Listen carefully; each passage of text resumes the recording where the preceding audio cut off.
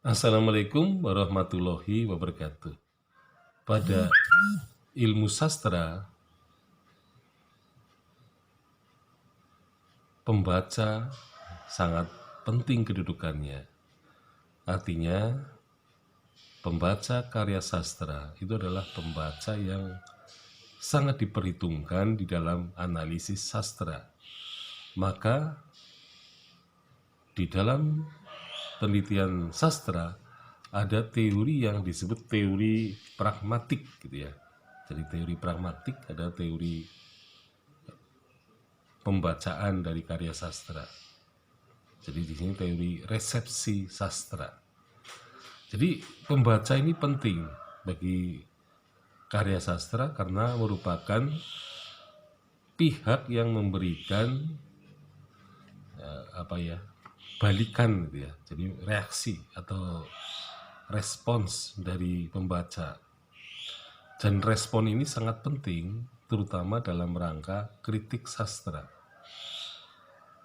Nah, kritik sastra maka akan kita lihat dari sisi apa yang ditulis oleh para pembaca karya sastra.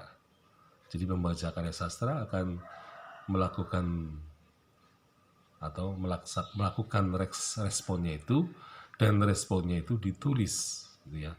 Nah, sehingga pada dasarnya pembaca itu juga berkedudukan sebagai penulis, tetapi bukan penulis karya sastra, tetapi penulis kritik sastra. Nah, itulah yang kemudian menjadi penting keberadaan pembaca karya sastra karena mereka akan melakukan resepsi terhadap karya yang sudah muncul itu. Nah, dalam ilmu sejarah, pembaca karya sastra adalah penikmat sejarah. Jadi penikmat sejarah ya adalah orang-orang yang senang membaca karya sastra, karya sejarah sebagai suatu bentuk kenikmatan. Jadi penikmat sastra, penikmat sejarah, itu adalah orang yang juga sama melakukan kritik sejarah itu. Tetapi memang tampaknya dalam dunia keilmuan, pembaca atau kritik pembaca itu kelihatannya memang lebih maju gitu ya dalam ilmu sastra dibandingkan dalam ilmu sejarah. Jadi pembaca sejarah seringkali tidak diperhitungkan di dalam bentuk analisis historiografi. Padahal sebenarnya pembaca-pembaca yang telah melakukan kritik atau catatan, tetapi kemudian orang mengatakan bahwa pembaca karya sejarah itu pun ketika dia melakukan kritik dan menulis, maka sebenarnya dia tidak dipandang lagi sebagai pembaca, tetapi dipandang sebagai sejarawan juga. Nah, sehingga di sini di dalam ilmu sejarah diskusinya adalah antar sejarawan. Sedangkan dalam ilmu sastra diskusinya adalah pengarang, pengarang dan pembacanya. Jadi bedanya di situ. Jadi pembaca-pembaca karya sastra itu juga dianggap orang-orang yang ahli,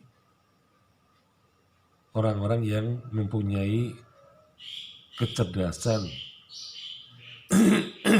dan juga keterampilan.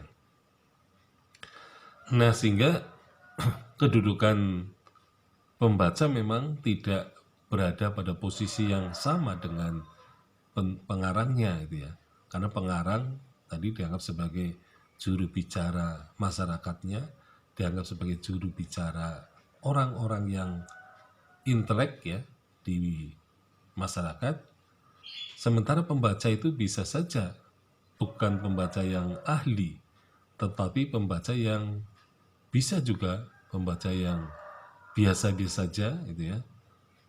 Nah, oleh karena itu di dalam sejarah Pembaca yang sangat diperhitungkan adalah juga sejarawan.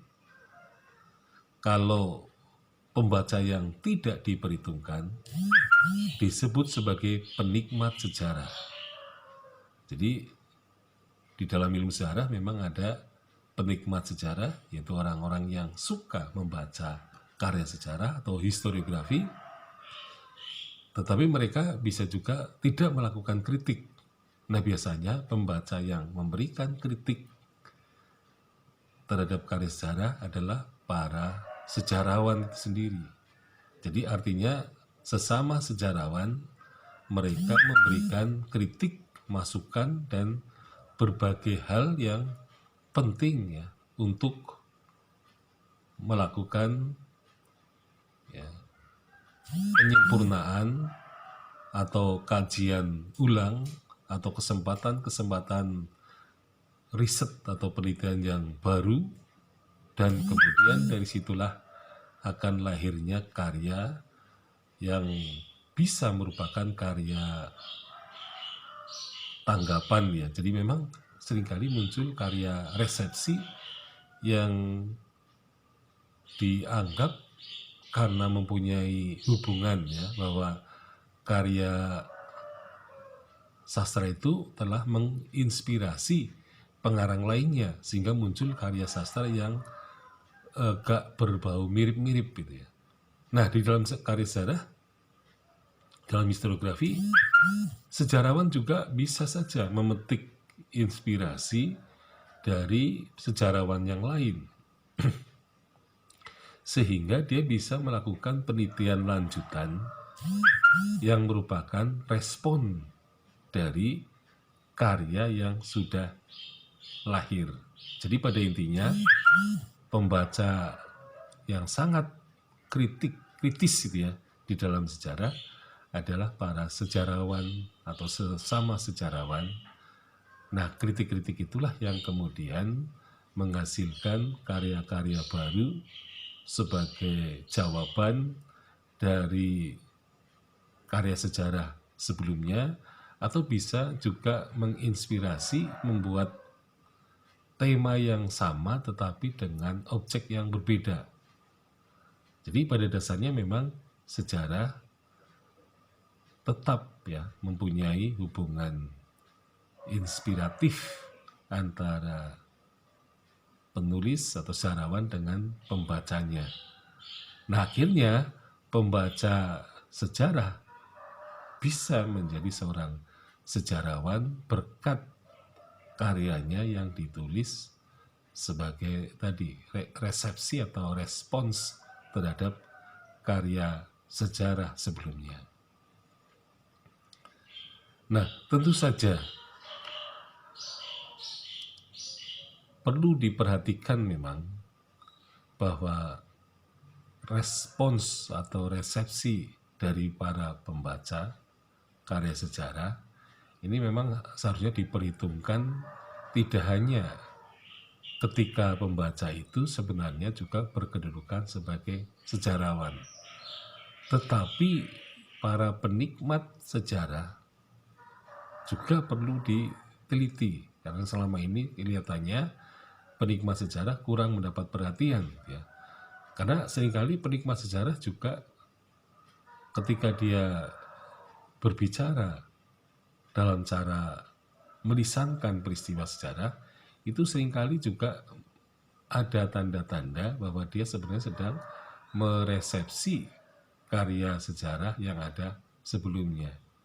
Jadi di dalam ilmu sejarah memang sebaiknya resepsi karya sejarah tidak hanya dipandang dari sudut pengarang sejarah atau sejarawan saja, tetapi juga para pembaca yang lain.